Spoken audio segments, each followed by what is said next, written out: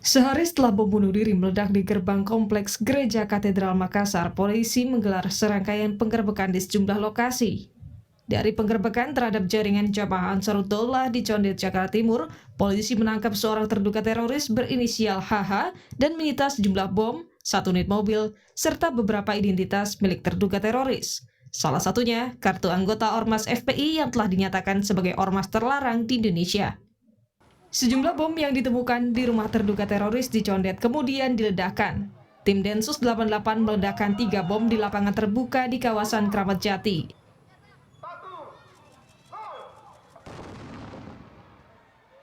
Sedangkan 1 bom diledakkan petugas di dalam rumah yang digerebek. HH, pemilik rumah toko di Condet, Jakarta Timur, merupakan otak pembuatan bom yang masih satu jaringan dengan 3 terduga teroris yang ditangkap di Bekasi. Penggerbekan pada hari yang sama terjadi di Jalan Raya Serang, Cibarusah, Kabupaten Bekasi. Di rumah terduga teroris yang digerebek, polisi juga menemukan sejumlah bahan peledak dan bom rakitan yang siap diledakkan. 3 bom dimasukkan ke dalam lubang sedalam 50 cm guna memperkecil dampak ledakan saat dijinakkan. Total, dari hasil penangkapan 4 terduga teroris di Condet, Jakarta Timur, dan Cibarusah di Kabupaten Bekasi, polisi menemukan 5 bom aktif berdaya ledak tinggi yang kemudian diledakkan demi keamanan. Selain itu, juga ditemukan bahan peledak seberat 3,5 kg yang bisa dirakit menjadi 70 unit bom rakitan. 5 bom aktif yang sudah dirakit dalam bentuk kaleng dengan sumbu yang terbuat dari TATP, triaceton triperoksida. Ini adalah sebuah senyawa kimia yang mudah meledak dan tergolong sebagai high explosive yang sangat sensitif. Bom toples dengan berat 3,5 kilogram diperkirakan dapat membuat sekitar 70 bom pipa. Tadi sudah didisposal. Selain di Jakarta Timur dan Bekasi, penggerbekan terhadap jaringan teroris yang terlibat bom bunuh diri di Makassar juga berlangsung di sejumlah daerah lain. Di Ciputat Timur, Tangerang Selatan, Banten, polisi menangkap seorang pelaku di kontrakannya tanpa perlawanan. Pelaku ini diduga berperan membantu pembuatan bahan peledak bersama terduga teroris lain. Tim Densus 88 dan Polres Sukabumi juga menggeledah sebuah rumah di Desa Cibodas, Bojonggenteng yang merupakan rumah istri seorang terduga teroris berinisial BS yang telah ditangkap Densus 88 di ITC Mangga 2, Jakarta. Di lokasi ini, polisi menyita beberapa barang bukti yang diduga serbuk bahan peledak, senjata tajam, dan atribut lainnya. Rangkaian penangkapan juga terjadi di Bima, Nusa Tenggara Barat. 5 terduga teroris yang merupakan warga Kelurahan Penatoi, Kecamatan Puda, Kota Bima, dan Pasar Kota Bima ditangkap di lokasi ini. Salah satu yang ditangkap merupakan seorang guru. Tim Liputan, Kompas TV. Polisi menyebut jaringan Jamaah Ansarud-Daulah atau JAD berada di balik serangan bom bunuh diri di Gereja Katedral Makassar. Pelakunya diketahui merupakan sepasang suami istri yang baru menikah selama 6 bulan dan dinikahkan oleh salah seorang anggota JAD yang tewas dalam penggerbekan polisi pada awal Januari yang lalu. 2 jenazah pelaku bom bunuh diri yang meledak di gerbang kompleks Katedral Makassar telah diserahkan kepada pihak keluarga. Jenazah diserahkan setelah diidentifikasi menggunakan sampel DNA dan keterangan dari anggota keluarga. Jenazah kemudian dibawa ambulans menuju ke tempat pemakaman di Kabupaten Maros. Rumah pelaku pengoboman telah digeledah dan dipasangi garis polisi. Menurut Ketua RT setempat, pelaku diketahui mulai jarang bergaul dengan tetangga setelah menikah tahun lalu. Untuk memenuhi kebutuhan sehari-hari, pelaku berbisnis jual beli motor dan jual makanan. Itu akhirnya itu kalau pekerjaannya cuma biasa juga jual beli motor. Jual beli motor? Iya, baru sudah kawin dia makan makanan makanan jadi. Jual makanan jadi. Iya. Memang untuk kesarannya ramai dengan tetangga-tetangga. Iya, ramai. Nah, bagus itu anak sebetulnya. Tapi habis kawin ini kita bagaimana caranya? Agak tertutup. Ya tertutup nih. Kapolri Jenderal Listio Sigit menyebut jaringan Jamaah Ansarud-Daulah berada di balik serangan bom bunuh diri di Katedral Makassar. Kapolri menyatakan pelaku bom bunuh diri berinisial L dan istrinya YSF merupakan pasangan muda yang baru menikah 6 bulan lalu. Keduanya diketahui dinikahkan oleh anggota Jemaah Ansarut Daulah bernama Rizaldi yang tewas dalam penggerebekan di Villa Mutiara Makassar awal Januari silam. Yang perlu kita informasikan bahwa saudara L ini sempat meninggalkan surat wasiat kepada orang tuanya yang isinya mengatakan bahwa yang bersangkutan berpamitan dan siap untuk mati syahid. Kemudian saudara L dan saudara JSF ini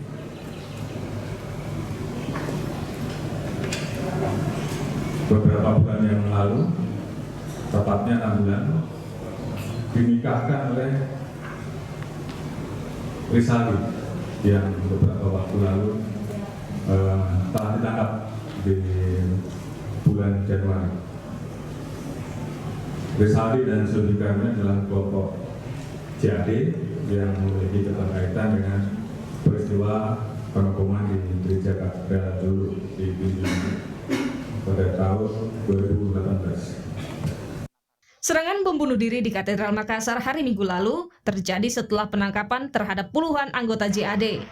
Pola serangan dan pelakunya serupa dengan pelaku serangan sejumlah gereja di Surabaya tahun 2018 silam.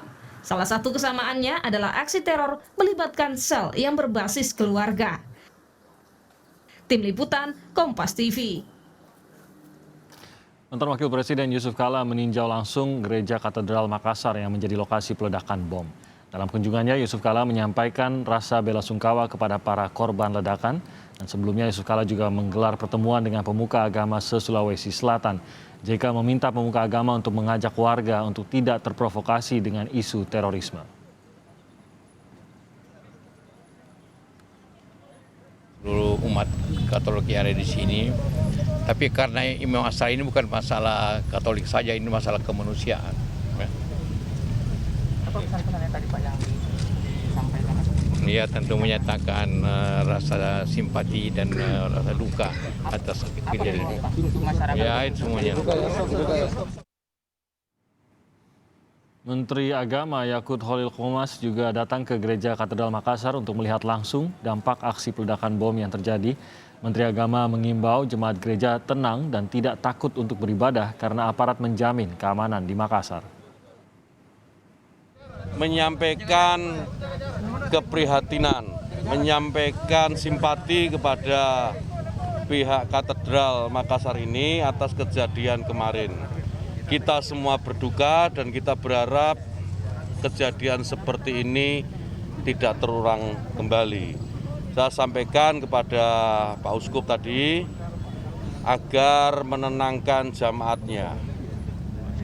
Beribadah seperti biasa, tidak perlu ada yang ditakutkan. Kita akan melawan, kita akan hadapi kelompok-kelompok seperti yang kemarin melakukan teror itu secara bersama-sama. Kita akan langsung pantau bagaimana kondisi korban luka-luka di Rumah Sakit Bayangkara Makassar pasca ledakan di katedral pada hari Minggu lalu. Ada jurnalis Kompas TV Winda Anggreni yang melaporkan dari sana. Winda, selamat pagi. Bagaimana kondisi perkembangan penanganan para korban bom bunuh diri yang terluka?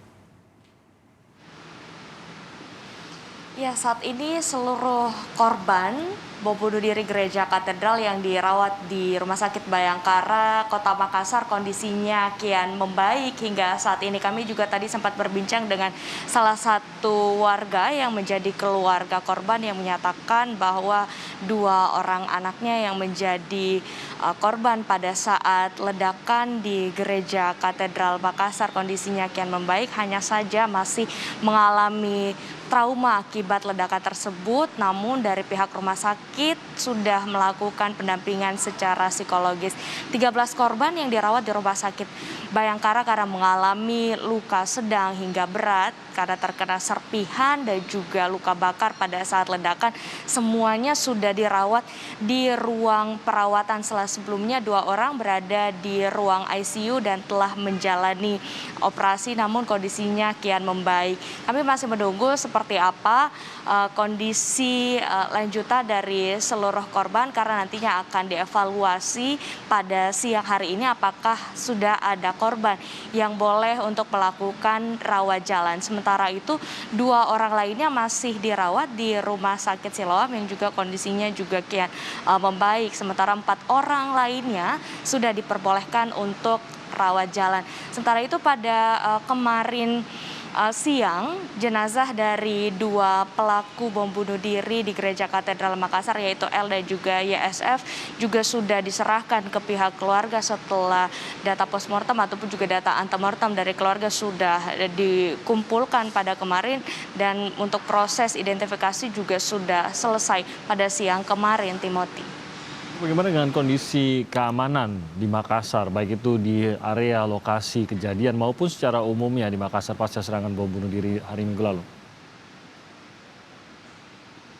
Sejak siang kemarin garis polisi yang dipasang di Gereja Katedral atau di sekitar Jalan RA Kartini di Kota Makassar sudah dilepas setelah olah TKP lanjutan pada pagi kemarin, sehingga masyarakat sudah bisa melintas di area Jalan Kajolalido ataupun juga di Jalan RA Kartini Makassar. Masyarakat sudah bisa kembali untuk melintas dan menjalani aktivitas seperti biasa, walaupun di Gereja Katedral sendiri masih dilakukan pengamanan yang ketat juga. Di sana sudah ada personel BRIMOB yang berjaga selain di Gereja Katedral, juga di seluruh rumah ibadah juga di Kota Makassar juga dilakukan pengamanan, termasuk juga di objek-objek vital seperti di perbatasan ataupun juga di bandara juga dilakukan pengamanan untuk mengantisipasi kejadian serupa terjadi. Dan juga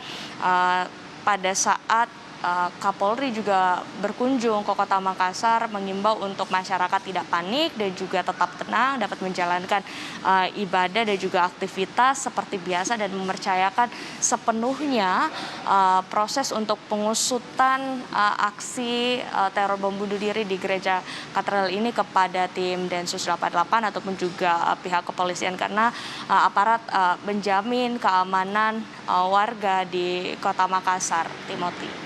Lalu perkembangan dari penyidikan sejauh ini bagaimana? Yang kita ketahui kan bahwa sudah ada penggerebekan juga nih yang dilakukan. Apalagi yang didapatkan oleh kepolisian dari penyidikan terhadap aksi teror minggu lalu? Ya, untuk hasilnya kemarin pada saat konferensi pers bersama Kapolri Jenderal Listio Sigit Prabowo yang menyatakan bahwa pelaku sudah teridentifikasi setelah dilakukan proses identifikasi tim DVI Polda Sulawesi Selatan, yang dimana pelaku ini merupakan L dan juga YSF, pasangan suami istri yang telah menikah selama 6 bulan. Dan pada saat penggerebekan kemarin atau penggeledahan di rumah pelaku yang berada di Jalan Tinumbu, Kelurahan Bunga Ejaya, Kecamatan Bontoala, Makassar, tim Densus 88 dan juga tim Gegana beserta kepolisian membawa sejumlah kantong plastik yang diduga ini merupakan barang bukti yang ditemukan di rumah pelaku. Namun belum ada rilis yang kami terima ataupun juga informasi terbaru terkait barang bukti apa saja yang disita dari rumah pelaku. Selain rumah pelaku, yang juga digeledah adalah rumah orang tua dari L yang jaraknya kurang lebih 50 meter dari rumah kontrakan pelaku. Dan juga kami masih menunggu barang bukti apa saja yang ditemukan. Namun kemarin Kapolri menyatakan bahwa L sempat menuliskan surat wasiat kepada orang tuanya yang menyatakan ia berpamitan kepada orang tuanya dan ingin mati secara syahid sebelum melakukan aksi bom bunuh diri di Gereja Katedral. Diketahui L dan YSF ini telah menikah selama 6 bulan dan dinikahkan langsung oleh anggota jamaah Ansarud Daulah yaitu Rizaldi yang tewas tertembak pada saat penggerebekan bulan Januari lalu di Villa Mutiara Makassar.